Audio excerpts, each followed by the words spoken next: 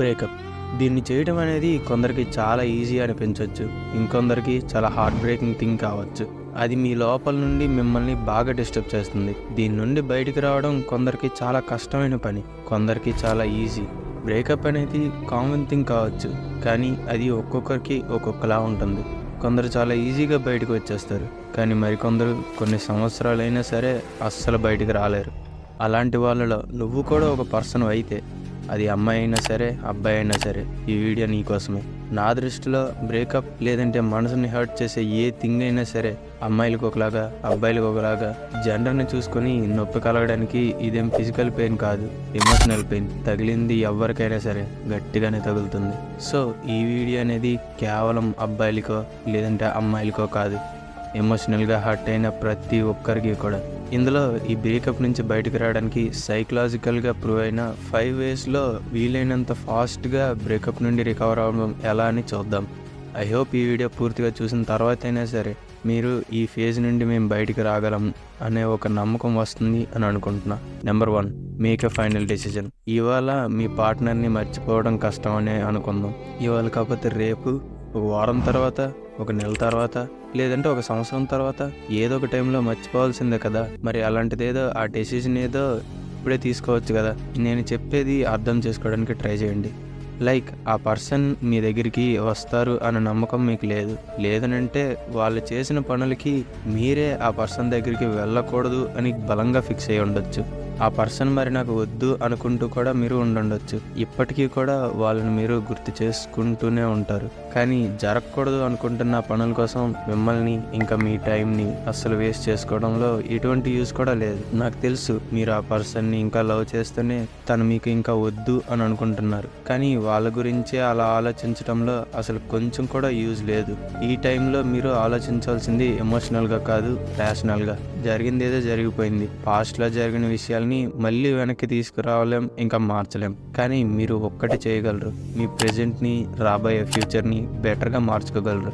సింపుల్గా చెప్పాలని అంటే, ఒకవైపు తన గురించి అలా థింక్ చేస్తూ ఇంకోవైపు తను నాకు ఇంకా వద్దు అనుకోవటం, ఇంకోవైపు తను నాకు ఇంకా వద్దు అని అనుకోవటం అనేది ఒక రోప్ పైన బ్యాలెన్స్ మెయింటైన్ చేయడం లాంటిదే. ఒకటి గుర్తుపెట్టుకో, అలా చేయటం వలన ఎవరైనా పడతారు అని అంటే ఎవరైనా హర్ట్ అవుతారు అని అంటే అది నువ్వే. వెళ్ళాల్సిన వాళ్ళు వెళ్ళిపోయారు, ఇంకా వాళ్ళు వాళ్ళ లైఫ్లో ఫుల్గా ఎంజాయ్ చేస్తున్నారు. ఇంకా నువ్వు వాళ్ళ కోసం, తిరిగి రాని వాళ్ళ కోసం, నువ్వు వద్దు అనుకున్న వాళ్ళ కోసం నీ లైఫ్ని, నీ ప్రెజెంట్ లైఫ్ని, ఇంకా నీ ఫ్యూచర్ లైఫ్ని కూడా నాశనం చేసుకుంటున్నావు. అందుకే గట్టిగా ఇప్పుడే ఒక డెసిషన్ తీసుకో. ఒక పేపర్ ఉంటే పేపర్ లేదా కామెంట్ సెక్షన్లో రాసే, ఏది ఏమైనా సరే ఇప్పటి నుండి నాకు ఇంకా వాళ్ళు వద్దు, వాళ్ళ గురించి నేను ఇంకా ఆలోచించను అని ఇప్పుడే డిసైడ్ అవ్వండి. Number 2, don't be a loser. ఎందుకంటే యు ఆర్ అన్ ఆసమ్. ప్రజలు మిమ్మల్ని ఎంత ఇష్టపడ్డారు అనేది ఎప్పుడు కూడా నీ వాల్యూని జడ్జ్ చేసుకోదు. వేరే వాళ్ళు పర్సెప్షన్లో చూస్తూ నువ్వు మంచి పర్సన్వా కాదా అని ఎప్పుడు డిసైడ్ అవ్వకు. బ్రేకప్ టైంలో మీ ఎక్స్ మీతో చాలా చెప్పే ఉంటారు, లైక్ నువ్వు ఎలాంటి పర్సన్వి, అలాంటి పర్సన్వి అని, నీలో ఈ లోపాలు ఉన్నాయని అలా చెప్పే ఉంటారు. కానీ ఒక్కటి గుర్తుపెట్టుకోండి, వాళ్ళు కూడా ఒక హ్యూమనే, ఏం దేవుడు కాదు. వాళ్ళు చెప్పేవన్నీ నిజాలు అవ్వాల్సిన అవసరం లేదు. ఒకవేళ నిజంగా నీ లోపల ఏదైనా లోపాలు ఉన్నాయి అని నీకు అనిపిస్తే, వేరే వాళ్ళు చెప్పారని కాదు, నీకు నిజంగా అనిపిస్తే వాటిని మార్చుకోవడానికి ట్రై చేయి. ఎందుకంటే నువ్వు చేస్తుంది తప్పు అని నీకు అనిపించినా, నీ లోపల ఏదైనా లోపం ఉంది అని నీకు అనిపించినా, అది నీకు తెలుసు దాన్ని ఎలా మార్చుకోవాలి అని. So improve yourself. అంతేకాను వాళ్ళేదో అన్నారని చెప్పి బాధపడుతూ ఉండటం వలన కొంచెం కూడా యూజ్ లేదు. So improve yourself and be a better version of yourself. అది నీ కోసం చెయ్యు, వేరే వాళ్ళ కోసం కాదు. మనందరిలో కూడా ఏవో ఒక లోపాలు ఉంటాయి, అండ్ మనం మనస్ఫూర్తిగా ట్రై చేస్తే వాటిని ఖచ్చితంగా ఓవర్కమ్ చేయగలం. గర్ల్ ఫ్రెండ్ లేదా బాయ్ ఫ్రెండ్ గుర్తొస్తున్నారనో, లేదంటే బ్రేకప్ అయిందనో ఆ బాధలో చేతులు కోసుకోవడం, మందుకి ఎడిక్ట్ అవటం, ఫ్రెండ్స్ దగ్గర పోయి ఏడటం, ఇవన్నీ ఎవరు చేస్తారో తెలుసా? లూజర్స్. రియాలిటీని ఫేస్ చేయాలని చేతకాని వాళ్ళు చేస్తారు. ఇలా చేస్తే లైఫ్ నాశనం అయిపోతుంది తప్ప వాళ్ళు తిరిగి రారు, మీ బాధ తగ్గదు. అలా గనక ఒకవేళ జరిగితే మిమ్మల్ని వదిలించుకొని మీ ఎక్స్ మంచి పని చేశాను అని అనుకుంటారు, ఇంకా సంతోషపడతారు. నిజంగా ఆ ఛాన్స్ నువ్వు ఆ పర్సన్కి ఇస్తావా? Number 3, find your purpose in life. లైఫ్లోకి వచ్చిన పర్సన్తో మనం లైఫ్ మొత్తం ఊహించుకుంటాం, ఇంకా వాళ్ళు వెళ్ళిపోయిన తర్వాత లైఫే అయిపోతుందని చెప్పి ఫీల్ అయిపోతూ ఉంటాం. లైఫ్లో బ్రతకడానికి వేరే రీజనే లేదు అన్నట్లు అనుకుంటాం, కానీ రియలైజ్ అవ్వాల్సింది ఏంటి అంటే ఇలా ఆలోచించేది లైఫ్లో గోల్ ఏం లేని వాళ్ళు మాత్రమే. లైఫ్లో వేరే పర్పస్ లేని వాళ్ళు ఇలానే థింక్ చేస్తారు. మనం అలాంటి వాళ్ళలా ఉండకూడదంటే మనం చేయాల్సింది లైఫ్లో ఏం జరిగినా సరే మన లైఫ్ పర్పస్ అనేది ఆగకూడదు. మీ లైఫ్ పర్పస్ని పీపుల్తో మిక్స్ చేస్తే లైఫ్లో మిగిలేది బాధ మాత్రమే. సో ఒక పర్పస్ని ఫైండ్ చేయండి. అది చిన్నదైనా సరే పెద్దదైనా సరే ఏదైనా సరే. నేను ఎప్పటి నుండో ఇలా చెయ్యాలి అనుకుంటున్నా, ఈ పొజిషన్లో ఉండాలనుకుంటున్నా అనే ఒక ఐడియా మీ మైండ్లో ఉంటుంది కదా, ఆ పర్పస్ని ఫైండ్ చేయండి. దాన్ని అచీవ్ చేయడానికి ట్రై చేయండి. అది వదిలేసి మిమ్మల్ని కాదు అనుకుని వెళ్ళిపోయిన వాళ్ళ కోసం ఏడుస్తూ ఉంటే లైఫ్లో నిజంగానే ఒక లూజర్లా మిగిలిపోతారు. ఫర్ ఎగ్జాంపుల్, తన లైఫ్లో చాలా ఇష్టంగా లవ్ చేసిన పర్సన్ని కోల్పోయిన తర్వాత ధోని ఏడుస్తూ అలా ఉండిపోలేదు. తన ఫోకస్ని మొత్తం కూడా తన క్రికెట్ పైన పెట్టి తన డ్రీమ్స్ని అచీవ్ చేసి లైఫ్లో ఒక బెస్ట్ పర్సన్గా మారారు. ఎందుకంటే తన లైఫ్లో తనకి ఒక పర్పస్ ఉంది, అదే క్రికెట్. దీనిపైన ఒక కోట్ కూడా ఉంది, a life lived with a purpose is the most powerful and the happiest. Number 4, leave your ego. ఇది లేడీస్లో కంటే మెన్లో ఎక్కువగా కనిపిస్తుంది. వాళ్ళు అనుకుంటారు అసలు తను నిన్ను ఎలా వదిలేస్తుంది అని. తను నాకు బ్రేకప్ చెప్పింది, తనకి అసలు అలా ఎలా చెయ్యాలనిపించింది, తన కోసం నేను ఎన్ని చేశాను, నా ఫ్రెండ్స్కి దూరం అయ్యాను, మంచిగా కేర్ తీసుకున్నాను, తను అడగకపోయినా సరే తన ప్రయారిటీస్ని తెలుసుకొని నా ప్రయారిటీస్కి పైన పెట్టి తన కోసం కేర్ తీసుకున్నాను. నేను అంత చేస్తే తన లాస్ట్లో నన్ను వదిలేస్తుందా? అసలు ఎన్ని చేశానని చెప్తే నేను నీకు ఇవన్నీ చేయమని అడిగానా అని అంటుందా? ఎవరికి ఇవ్వనంత వాల్యూ తనకు నేను ఇచ్చాను, కానీ బదులుగా నన్ను యూజ్ చేసుకొని వదిలేస్తుందా? నేను ఎలాంటి పర్సన్ అవుతానని అంటే తను నన్ను చూసి చాలా బాధపడాలి, ఎలాంటి వాడినా నిన్ను వదులుకుంది అని చూసి చాలా ఫీల్ అవ్వాలి.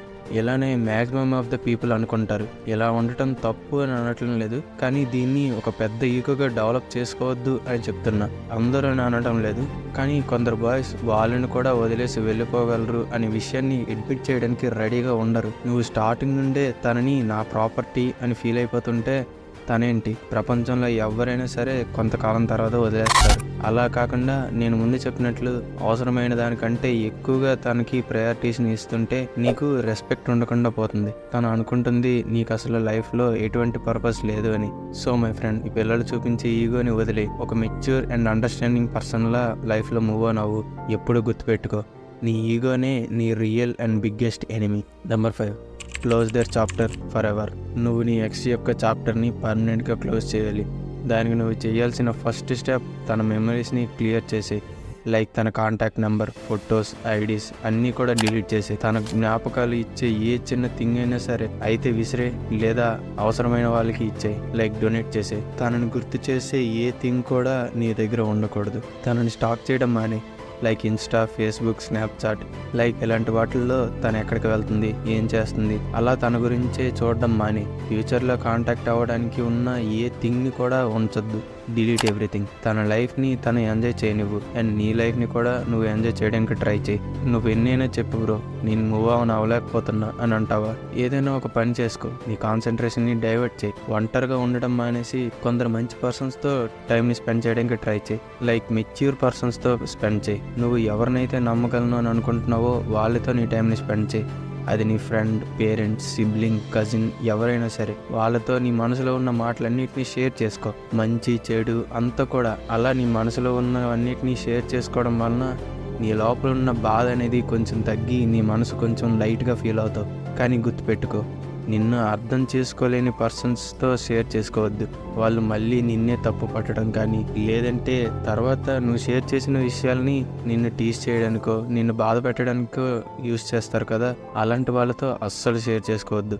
అండ్ లైఫ్లో ఎప్పుడు కూడా రివెంజ్ తీసుకోవడం అనే ఫీలింగ్తో వెళ్ళొద్దు. నీ ఎక్స్ అనేది నీ పాస్ట్లో ఒక చేదు జ్ఞాపకం. తనని మర్చిపోవటం అనేది నీకే మంచిది. వాళ్ళ గురించి మంచి ఆలోచించొద్దు, అలాని చెడు ఆలోచించొద్దు. Just leave them and lead your life.